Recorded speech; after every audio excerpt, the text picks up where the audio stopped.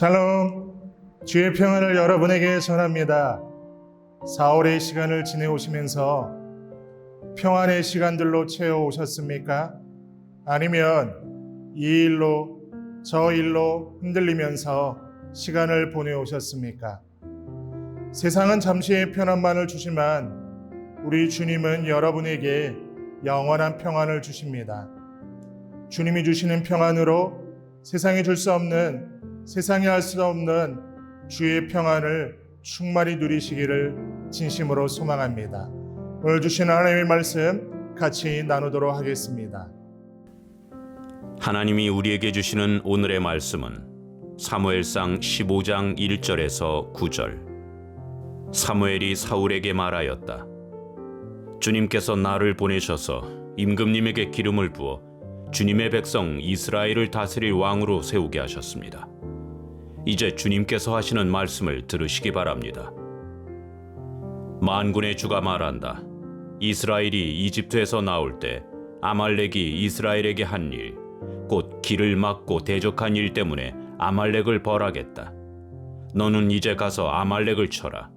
그들에게 딸린 것은 모두 전멸시켜라. 사정을 보아주어서는 안 된다.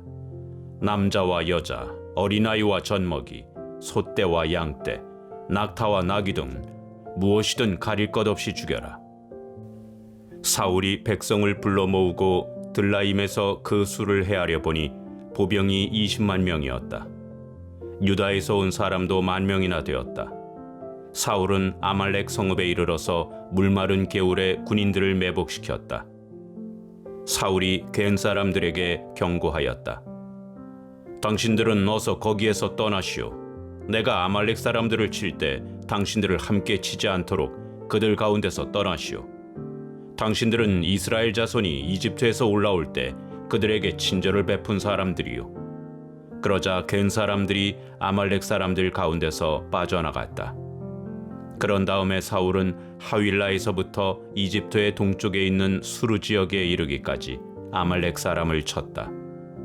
아말렉 왕 아각은 사로잡았고 나머지 백성은 모조리 칼로 쳐서 없애버렸다. 그러나 사울과 그의 군대는 아각뿐만 아니라 양떼와 소떼 가운데서도 가장 좋은 것들과 가장 기름진 짐승들과 어린 양들과 좋은 것들은 무엇이든지 모두 아깝게 여겨 진멸하지 않고 다만 쓸모없고 값없는 것들만 골라서 진멸하였다. 승리를 이어가던 사울에게 사무엘이 찾아왔습니다. 그리고 하나님께서 사울 왕을 세우신 목적에 따라 아말렉과의 전쟁을 명령하셨습니다.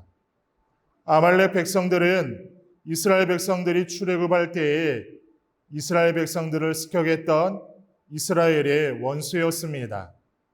이들은 그저 정치적 원수였을 뿐 아니라 하나님을 대적하는 백성들이었습니다. 하나님께서는 사울에게 아말렉을 진멸하라는 명령을 내리셨습니다.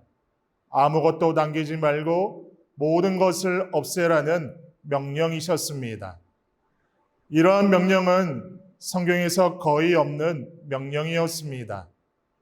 가혹한 명령처럼 보였지만 이는 하나님 구속사에서 꼭 필요한 일이었습니다. 이스라엘 백성들을 보호하기 위해 어쩔 수 없는 일이었습니다. 실제로 에스더서를 보면 아말렉 자손의 후손인 하만이 이스라엘 백성들을 모두 죽이려는 일을 시도하였습니다. 또한 하나님께서는 사울에게 이번 전쟁만큼은 어떤 이익을 위한 전쟁이 아니라 하나님의 뜻을 이루어가는 전쟁이라는 것을 말씀하셨습니다. 이 전쟁은 이스라엘을 보존하고 하나님의 구원을 이루기 위한 전쟁이었기 때문입니다. 사울은 그러나 이 전쟁에서 하나님의 명령을 무시하였습니다. 전쟁에서 승리한 뒤에 하나님의 말씀에 따라 모든 것을 진멸하지 않고 아각과 그의 양과 소의 가장 좋은 것, 기름진 것과 어린 양, 모든 좋은 것은 남겨두었습니다.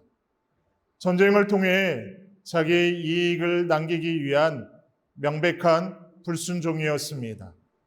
이러한 사울의 불순종은 사울의 관심이 무엇에 있는지를 그대로 보여줍니다. 사울은 어찌 보면 지극히 현실적인 사람이었습니다. 그러나 그 현실주의는 하나님을 무시하고 무감각한 현실주의였습니다. 사울은 전쟁에서 이기기 위해 군대가 필요하고 무기가 필요하고 재물이 필요하다는 사실에만 집착했습니다. 하나님께서 전쟁의 주권자라는 사실을 깨닫지 못했습니다. 지금까지 그렇게 전쟁을 준비해 왔고 그렇게 전쟁에서 이겨왔기 때문에 이번에도 당연히 전쟁을 잘 준비해서 승리했다고 생각한 것입니다.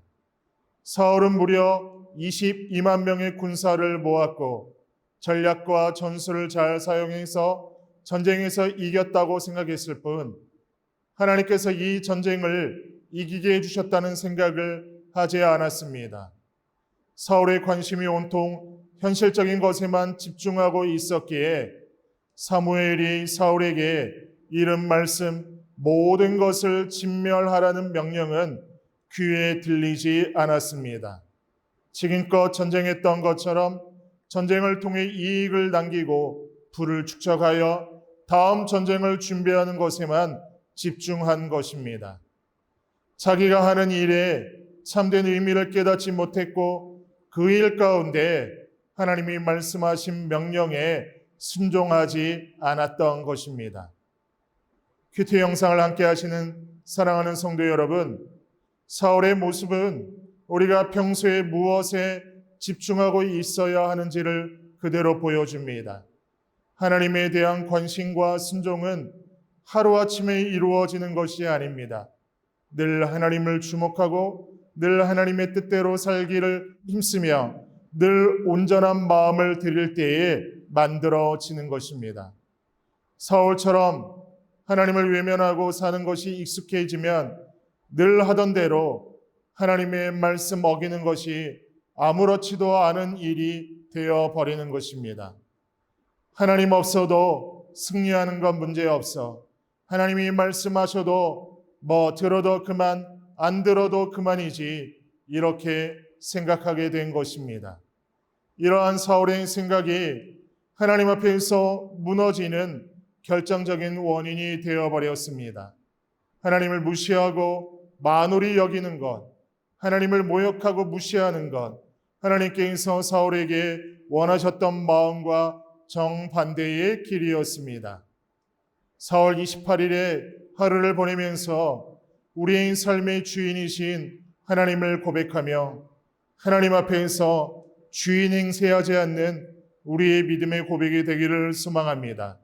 그래서 우리의 고백이 모든 일들 속에서도 하나님 뜻에 순종하는 것을 더 우선순위로 삼겠습니다라는 고백으로 나의 유익과 성공보다 세상적인 성취와 자랑보다 하나님을 더욱 사랑하겠습니다라는 그 고백으로 이렇게 결단하는 우리 모두가 되기를 진심으로 소망합니다.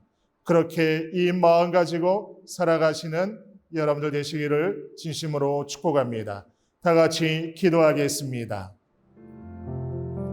하나님 아버지, 우리가 이 땅 가운데서 성도로서 살아갈 때에 하나님 성도인 우리의 마음이 전쟁의 승패가 중요한 것이 아니라 하나님의 뜻을 최우선적으로 고백하며 하나님의 뜻을 최우선적으로 순종하며 살아가는 것이 성도의 고백임을 아버지 하나님 다시금 깨닫게 하여 주옵소서. 그래서 하나님 허락하여 주신 이 성도의 길을 걸어갈 때 하나님의 말씀에 하나님의 뜻에 순종하며 걸어가게 하여 주시고 그 하나님의 말씀을 통하여서 또한 힘을 얻는 우리 모든 성도님들 되게 하여 주옵소서. 이렇게 행하시 하나님 믿고 의지하며 예수님의 이름으로 기도드리옵나이다. 아멘.